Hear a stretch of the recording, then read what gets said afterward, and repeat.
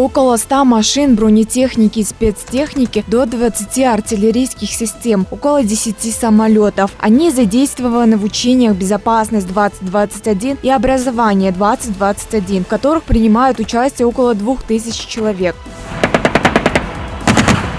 Тренировки будут проходить в 3 этапа. В первую очередь органы государственного управления области выполняют задачи в военных и чрезвычайных ситуациях. Далее будут учения эвакуации населения при чрезвычайных ситуациях, а также усилия правоохранительных органов по охране стратегического объекта Токтугульского водохранилища. Мероприятие организовано для предотвращения угроз.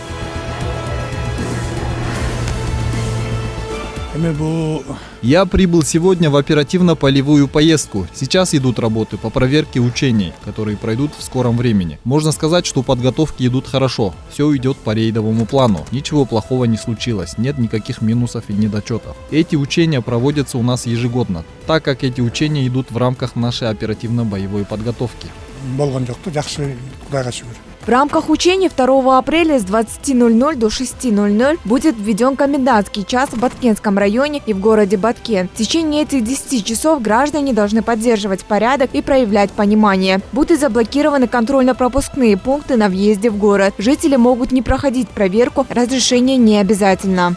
В планах у нас ввести чрезвычайное положение в Джалалабадской и Ошской областях. Основной целью является выполнение задач, а также их решение в чрезвычайных ситуациях. Следует отметить, что подобные учения ежегодно проводятся в разных регионах. Цель таких мероприятий – быть готовым к различным жизненным ситуациям в разных уголках земли.